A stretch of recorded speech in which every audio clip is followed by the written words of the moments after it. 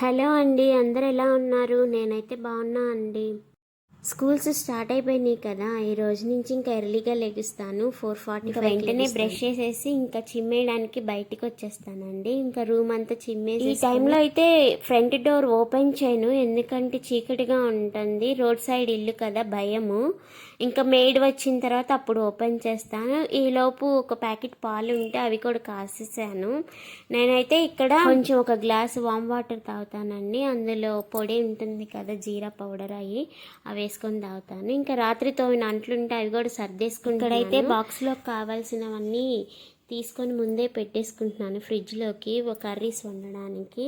ఈరోజైతే బెండకాయ కర్రీ మా వారికి అండ్ పిల్లలకేమో ఎగ్ ఫ్రైడ్ రైస్ చేద్దాం అనుకుంటున్నాను. ఒక పొయ్యి మీద బెండకాయలు వేసేసాను, ఇంకోటేమో ఇంకా బియ్యం కూడా కడిగి పెట్టేశాను ఎగ్ ఫ్రైడ్ రైస్ కోసం అండ్ మా వారికి లంచ్ కోసం.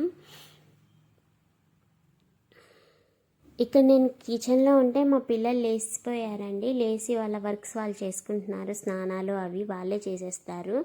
ఇక్కడ నేను ఉల్లిపాయలు పచ్చిమిరకాయలు కట్ చేసుకుంటున్నాను బ్రేక్ఫాస్ట్లోకి అండ్ ఎగ్ ఫ్రైడ్లోకి. ఇంక ఈలోపు నాకు ఇక్కడ యూనిఫామ్ అది ఐరన్ చేసేస్తున్నాను.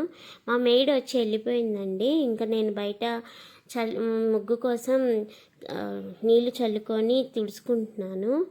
ఇంకా తను వచ్చి వెళ్ళాకే ఈ పని చేస్తాను, ఎందుకంటే నాకు మార్నింగ్ బయటికి రావాలంటే భయం.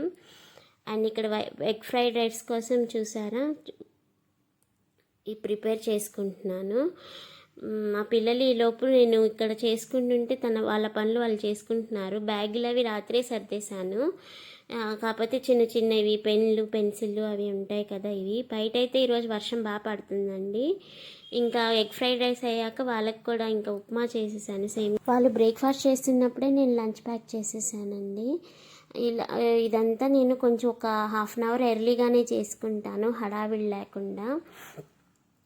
8కి బస్సు వస్తుంది, కాకపోతే నేను 7:30 కల్లా ఇదంతా పనులన్నీ చేసేసి పెట్టేసుకుంటాను.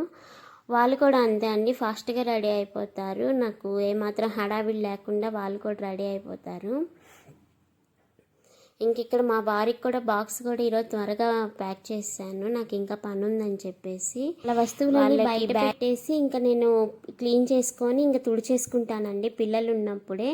అంతే అండి. ఈ వీడియో నచ్చినట్లయితే సబ్స్క్రైబ్ చేసుకోండి. కరెక్ట్గా 8కి వస్తుందండి బస్సు. అంతే అండి, బాయ్.